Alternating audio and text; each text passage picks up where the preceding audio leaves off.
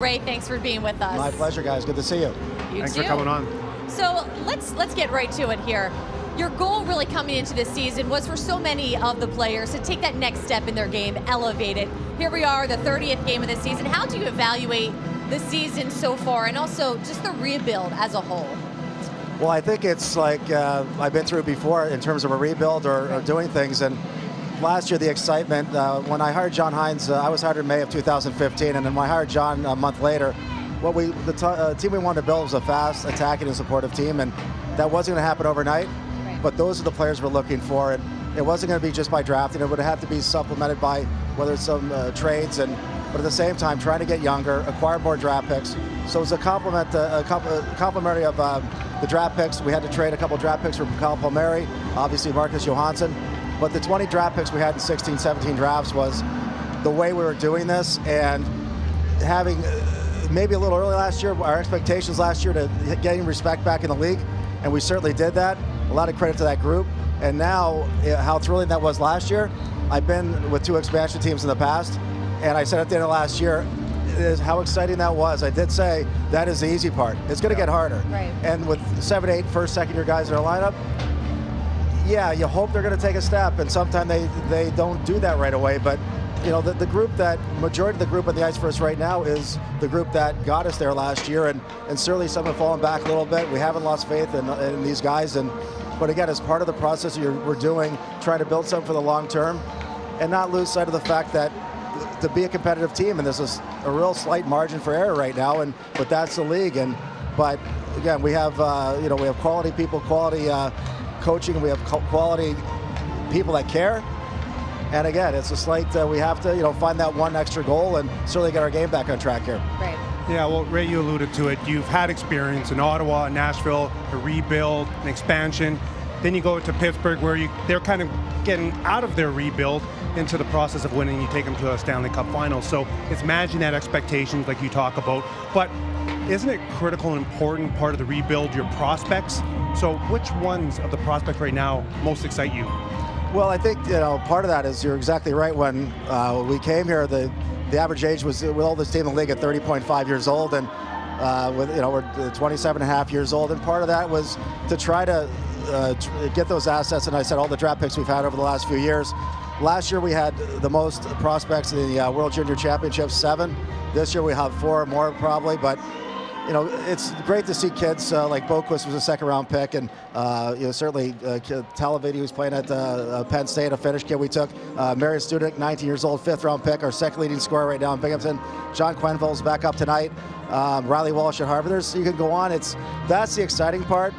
And again, it's part of a rebuild. I've been through this. It's not always. There are some speed bumps, but it's managing expectations, also communicating to our fans, which are so important, what our message is, what we're trying to do for the short and long term, and so they understand that. But it's frustrating for fans, it's frustrating for us. We're all competitive, but I think as to where we were, where we're going, it's to be a competitive hockey team, and really when you see the progress we've made over the last few years, that gives you hope, it gives us hope, and with those kids that are coming, it's part of the plan that we had to do. And again, it's not always easy. It's sometimes frustrating, but again, it's I'm excited about it. I love the challenge, and again, it's part of the job that if it was like last year at the end or the first 4 games of the season, which went so well, that's easy.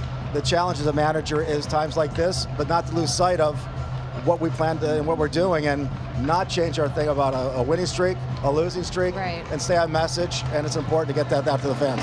Yeah, so that is the message. Really just having that patience that you got to trust in the process, trust the plan. Yeah, and it is.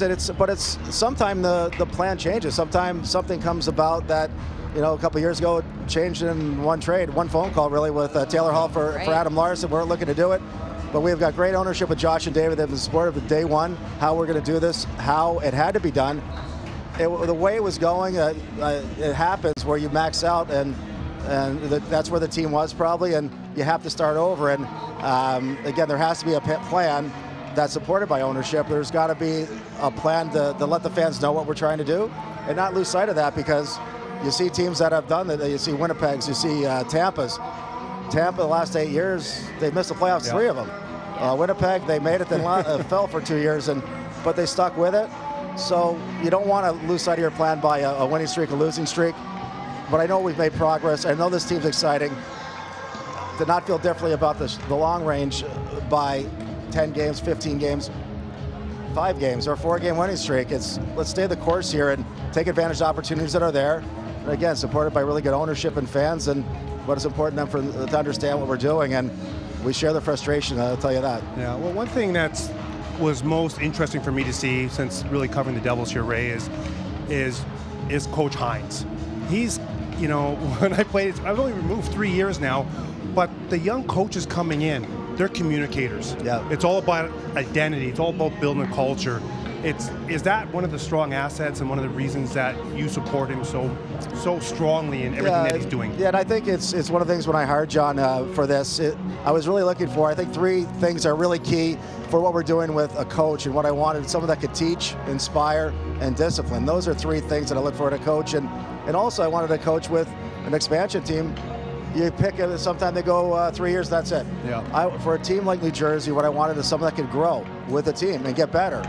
And he's done that. I think he's grown a lot. I think, you know, we've had some hard conversations over the couple of years, and when I saw the growth this year and last year and the accountability of players, and I really thought that when we did the behind the glass, you know, for training camp, the fans would get a real good chance to see what John is like and the respect he has to players, but he's accountable. And you know, and he disciplines, but he's a teacher. And again, it's the same coach we had last year, same coach here. The players are accountable, and again, it's certainly frustrating when you think it's just going to happen, but a lot of things have to happen. But we haven't lost sight of what we're doing here. John's a real good coach, and again, we're going to keep on task here, and we're going to have, we got a great future here. We just got to, stay the course, and I really want to see some of these guys get back to what we can do, and we need a little puck luck, but at the same time, we're going to make it ourselves.